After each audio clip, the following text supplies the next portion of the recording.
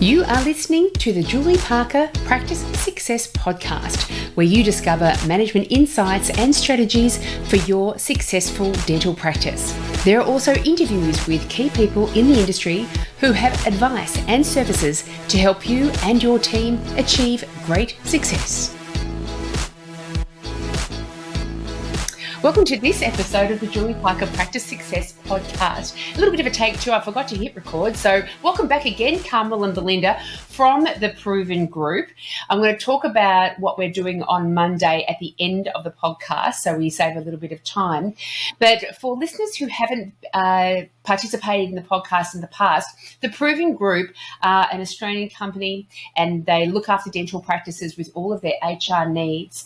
And at the moment, we've got a big issue around recruitment.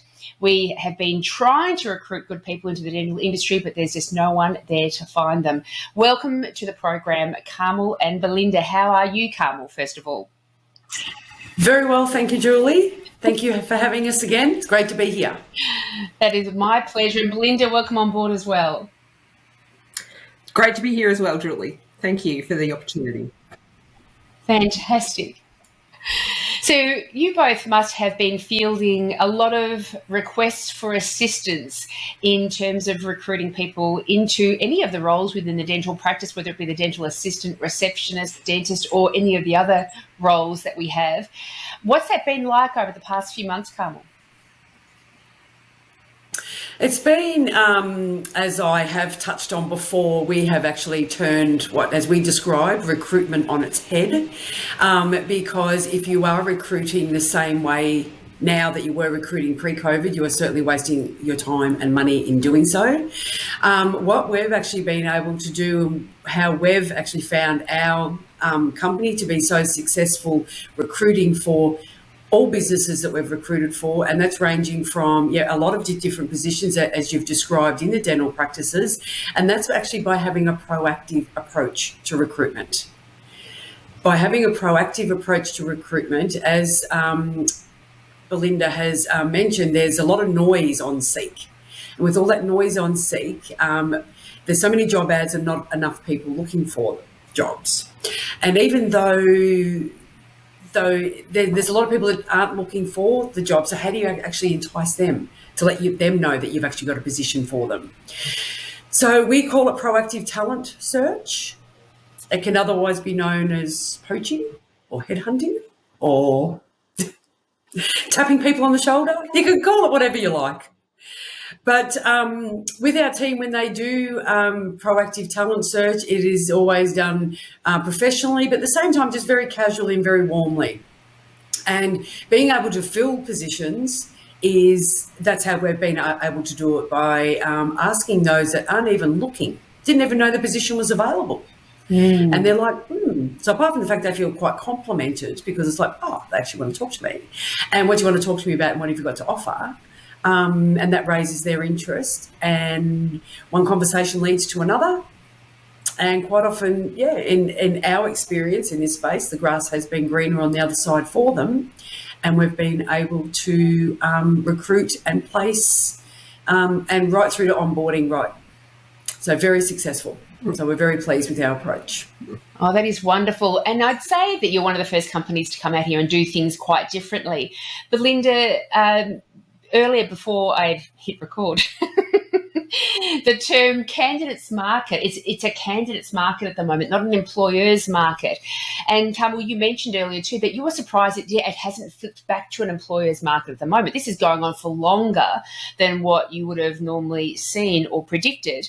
And being a candidates market, do you find that that's one of the hurdles that we've got to just embrace that fact? That's what we're dealing with at the moment. Stop waiting around for this kind of trend to stop.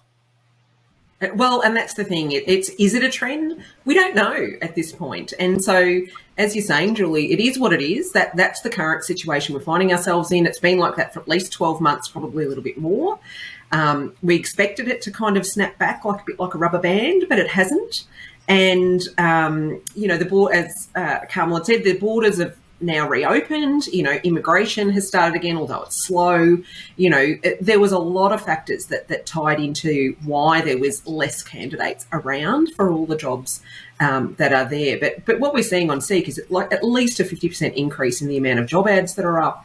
And if you're not doing something different in your advertisement on Seek, then you're not standing out from the crowd. You're just getting lost in the noise.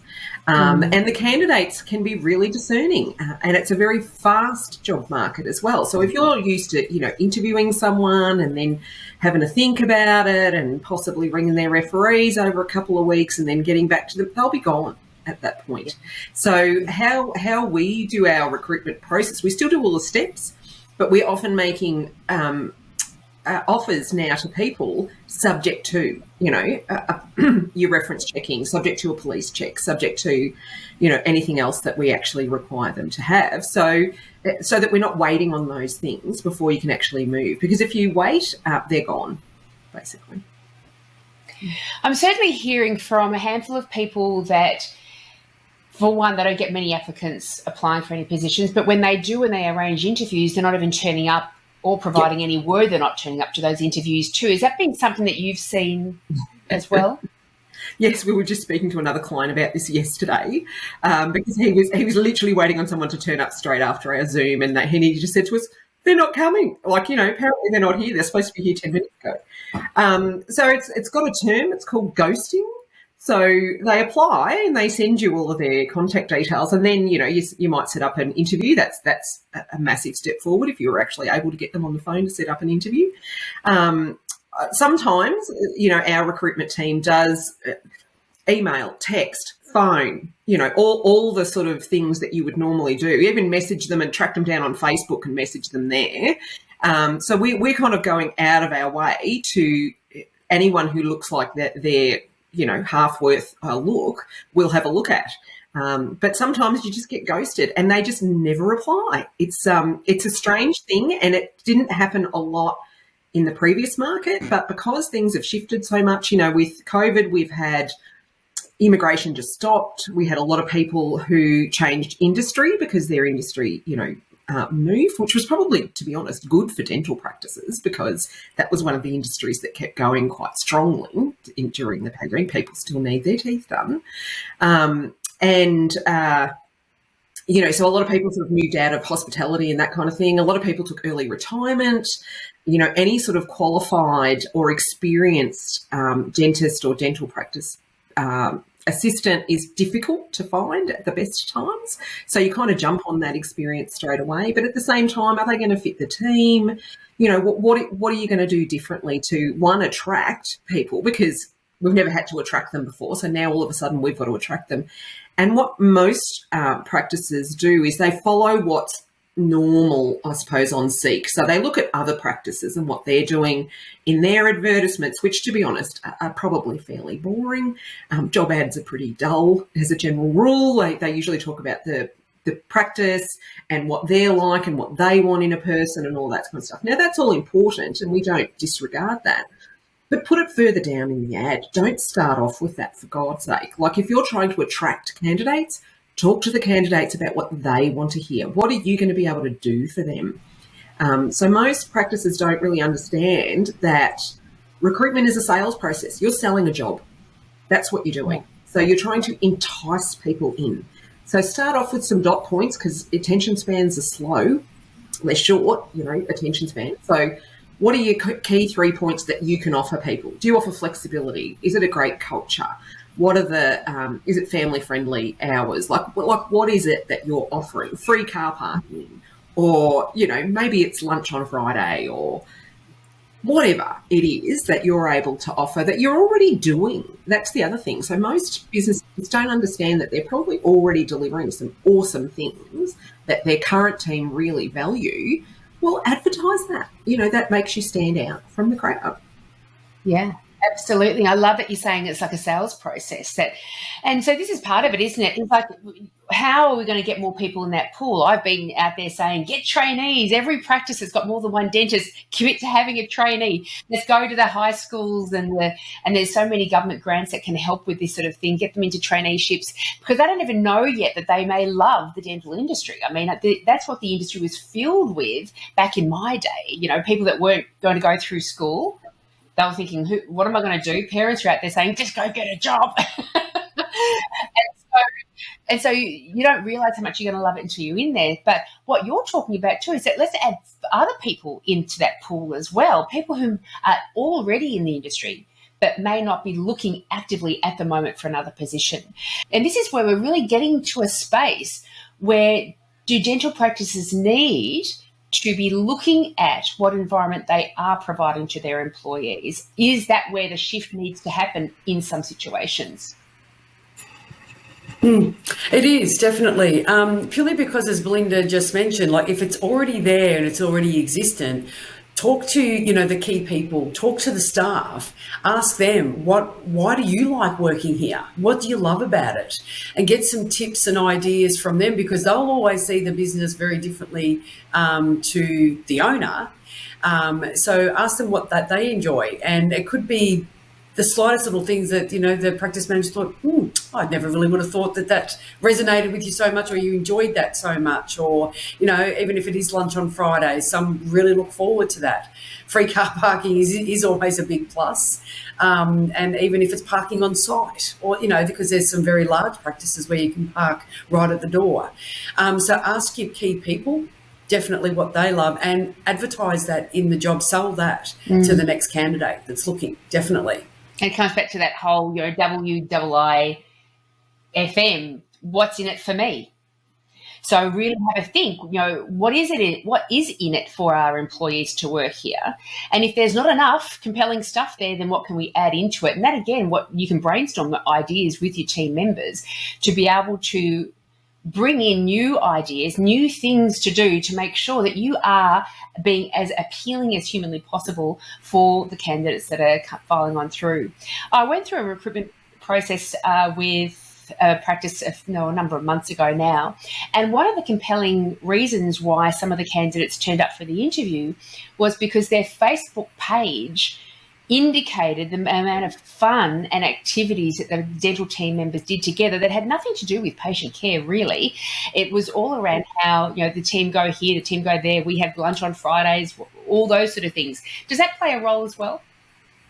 Oh, huge. So that's really what you're talking about there is culture in the organisation itself. So every practice has a feel or a vibe, about it, and you can kind of pick up on that when you walk in, and patients would pick up on that, but so do the staff. And so social media is one way to get that out there and let people know, well, what is it like to work here? And if their Facebook page is anything like some others that I've seen from businesses, yes, you have your sort of, professional things on it as well. But the ones that get all the likes are the fun, someone's birthday, or we've gone out and done this, or the team, did a big fundraiser for SIDS or something, like that's the, we had a casual dress Friday, or we had a pajama day, or, whatever those kinds of things are.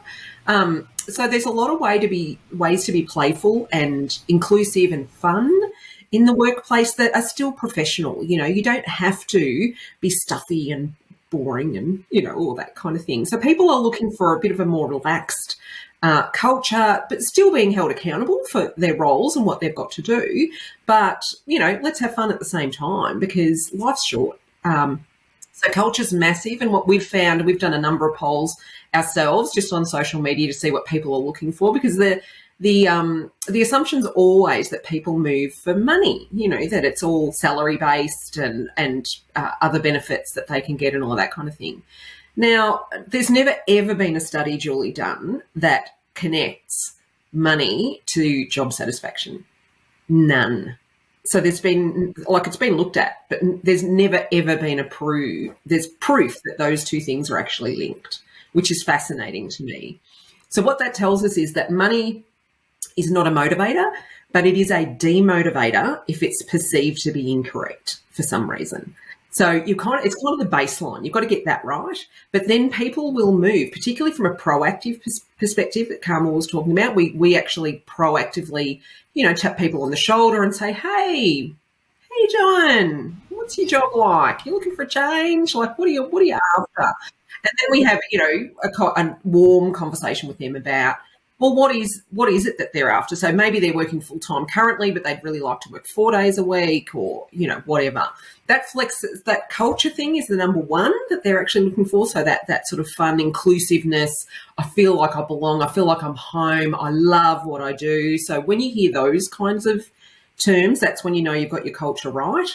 But culture changes every time somebody comes into the team or leaves, and it can change day to day as well, as we all know. So that's the number one. The number two we're finding is flexibility in its many forms. So what does that actually look like? Sometimes it's hours, sometimes it's location, sometimes it's, other things. Are people, practices happy to, fund additional study or conferences or, other things that are of value to the employee? So that culture first, flexibility second, and somewhere way down the bottom of the list is salary if it's role. And I like what you said, it's not a motivating factor, it's not a driver of our motivation, but it can be a demotivating factor if the baseline's too low.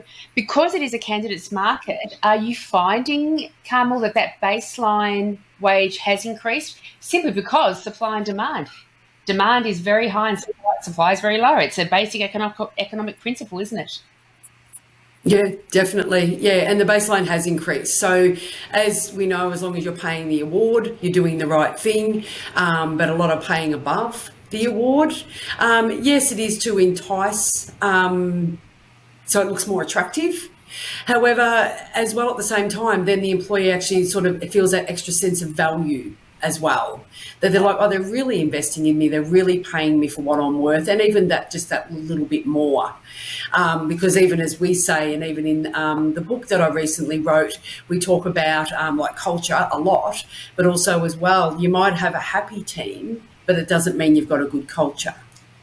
So when you've got a good culture, you're always like the team's engaged and they go over and beyond. They want to do all the extras. They, live, love, breathe, this sweat, blood and tears type of, scenario. So investing in them, yes, still financially is still important, but as Belinda said, it's certainly not number one anymore. And as you were describing the job ads before, and they all do look pretty much the same, that's for sure. Traditionally, it is about breaking outside of what we've traditionally thought to be the case, and so I was trying to practice doing that a little bit. And in the past, we have asked for, from the candidates, references that we can call and say, what was it like employing this person? Should we flip that area too, and also say to the candidates who we are eager to, we've gone through the first interview stage, for example, and we're eager to go further. Here are 3 employees, one of them's an ex-employee, that you can call and find out what it's like to work here.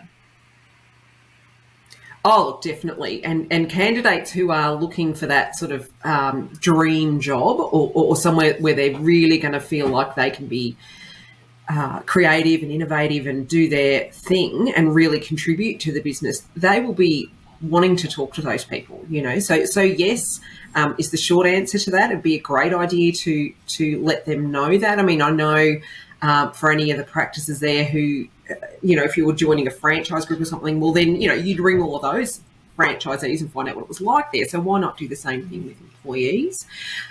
We probably haven't had a lot of people do that necessarily, but I do like the idea, and I'm going to steal it just so you know.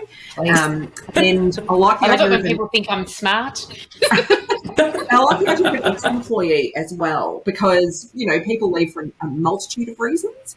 And you could, provided you've asked those employees and the ex-employee that if they're happy to get a phone call or a message, and so how do they want to be contacted, basically? Because it might just be a text or a message or something like that, as opposed to necessarily a big phone call from somebody. And it comes back to how confident or how comfortable the candidate would feel there. And I'm just speaking generally here, but I would think, a dentist would probably be more likely to make that phone call than perhaps a dental assistant, but offering it to both, I think, would be a valuable thing. The other thing we've introduced in the last 12 months as well, which was an idea from our team, really, so that was awesome. It's great when your team come up with, because they're engaged, with what you're doing, they come up with these fantastic ideas. So our Recruit Smarter process includes a video now of the business, and it's a sales video. It's a taster video. It goes for about 60 to 90 seconds depending on the job and the business, and it's about showcasing all of those things that we talked about that the business offers the candidate. So would you like this? Would you like a free gym membership? Would you like this or that or whatever, that they're already doing. So it's not an extra expense for the business. It's not about thinking about a heap of things that you've got to go out and do now. It's about identifying what you're already doing and already supplying, and it's easy for you to do that, and just advertising that out there. And so what we're finding then is the proactive bit is really successful for us, but there are still candidates out there that are looking for various reasons, and that video makes the ad stand out straight up. But it's not just taking the old job ad and making it a video, which is still a boring thing. It's the sales process of saying, this is what we can do for you. I love that. And when you look at the way real estate offices are now using video to do a lovely little tour with fantastic music and a lovely voiceover, come and buy this place. This is the mindset we need to get into.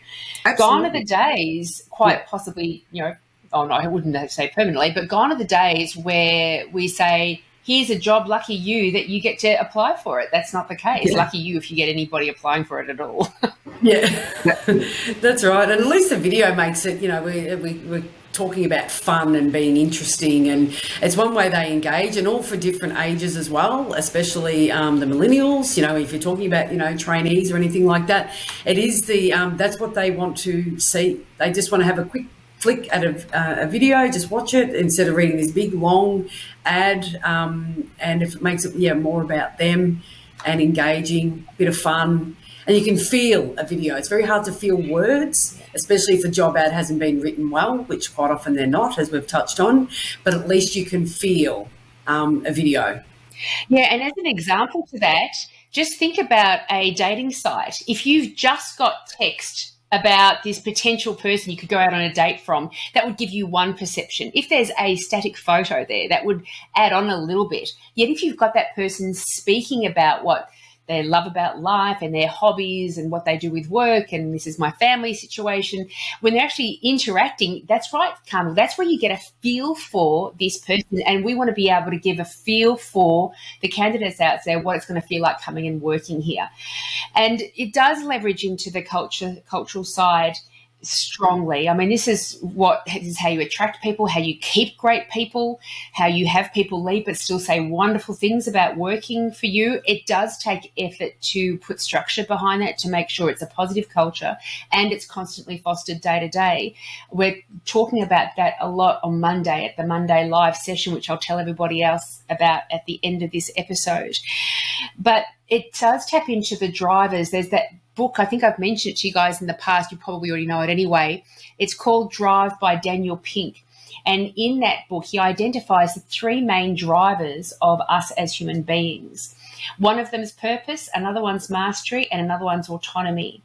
And when we talk about, I've certainly been a micromanager in the past. I didn't realise until I had been micromanaged, and then I went back and on my knees begging for forgiveness to the person I did micromanage, because it feels horrendous and terrible, and that is taking away someone's autonomy. So that's a good cultural thing, that we train people, we support people, we are always improving the way we do things, but you will have autonomy on how you get your job done. There's no over scrutiny and finger pointing and blaming when things go wrong, and we allow you the time it takes to master the role that you'll be doing. Mastery is fantastic as well, because that lends into what I do. If you provide an environment where you are promising that you will not just be utilised for your current level of skills, but we're all in this place, we're all growing, we're all getting better and better as time goes on. It's reflected in pay rises and things. If you contribute more, you get paid more.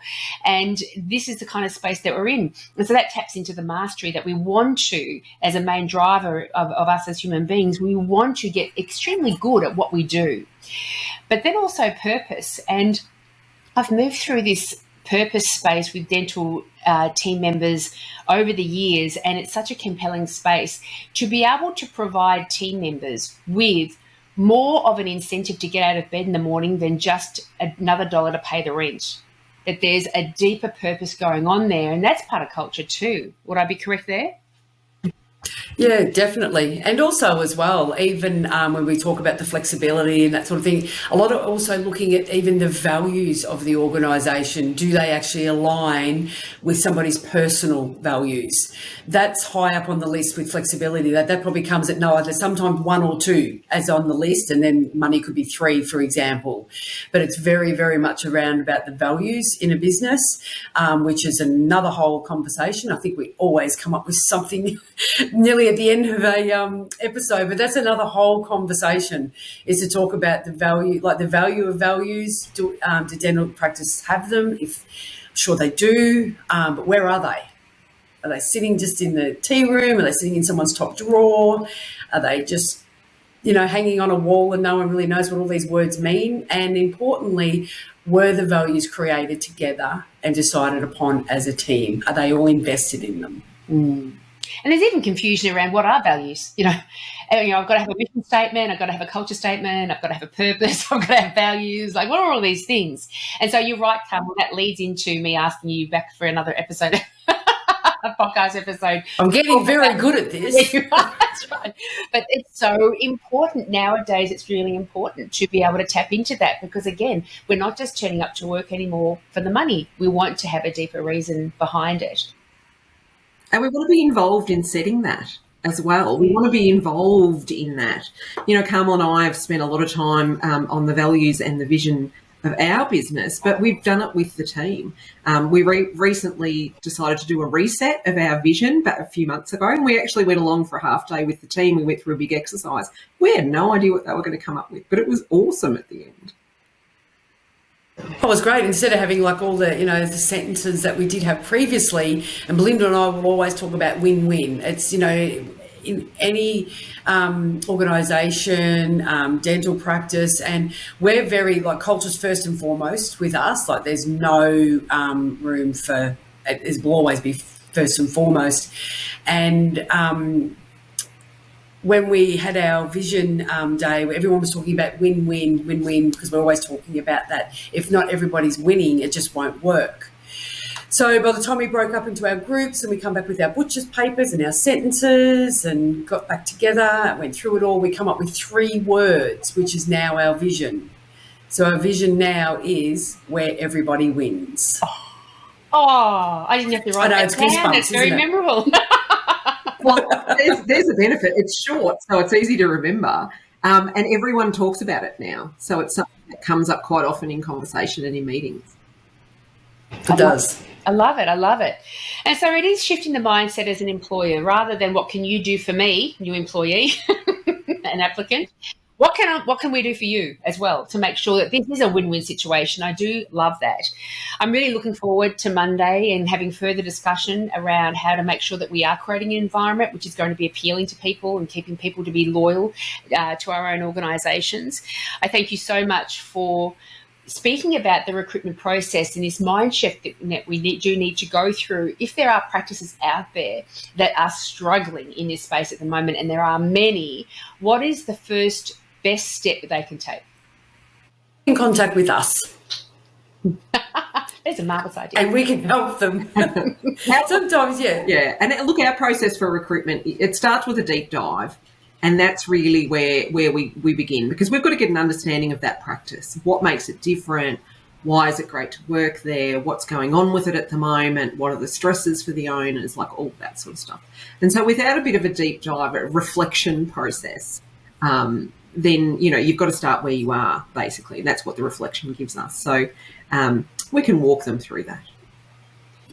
Wonderful. And there are experts in the field that are out there to help us, just with dental patients who have a very complex root canal therapy to get done. Go to the expert. They're the ones that have got the expertise, they've got the experience, the training to get the thing done. Recruitment's the same. Just because we're business owners or practice managers does not mean that we are naturally fabulous recruiters. So let's go to the experts and make it a far less painful and far more successful experience. And your link to the website, the link to your website will be in the show notes. Do go there. You've got Phone a Friend. You've got a lot of information there on how you help dental practices. And certainly do turn up to the Monday live session, 9 o'clock Australian Eastern Standard Time, and then you can pepper these gals with all the questions in the world that you've got. Thank you both so very much for today. Thanks for having us on the show again, Julie. It was great. Thanks, Julie. Great to be here. And as always, Carmel's book is available for any of the dental practitioners out there that would like a copy under theprovengroup.com.au/book for free. Love that. Love that. So that'll be in the show notes as well. And I look forward to our next episode, which is about values. Fantastic. Thanks so much. Bye-bye. Thanks so much to Carmel and Belinda from the Proven Group for joining me on the podcast today. It was absolutely fantastic. I always love having our discussions around how to make sure that the recruitment, team training, team performance process is powerful for dental practices out there in Australia and beyond.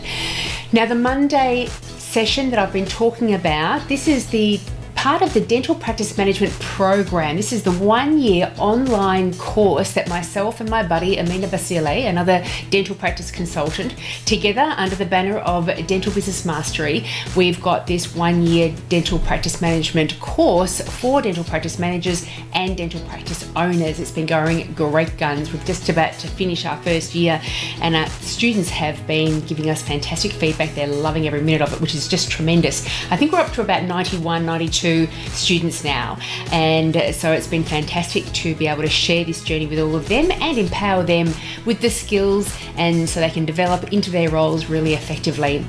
So this coming Monday and over the next few weeks, we are having special guest speakers just to supplement all the content we've been delivering over the past year. And the Proven Group are our first guest speaker. They're coming in Monday, and it's from 9 o'clock in the morning, Australian Eastern Standard Time. By then, I think we're tipped into daylight saving, so do be aware of the timing. But there is a link to register for this event in the show notes. We are sending out recordings to all of the registrants as well, so you won't miss out. But it's great to be there live because you will develop questions that you'd like answered, and the Proven Group, Carmel and Belinda, will be there to answer all of these questions about how to create a harmonious and productive working environment for your team members. And so do come along. It's a lovely way to get a little sneak peek into the live sessions that we do conduct for our online course for dental practice management. But it is all focused around the Proven Group and creating that great environment for your team members. So go to the show notes now, register your attendance. I'd love to see you there. Thanks a lot.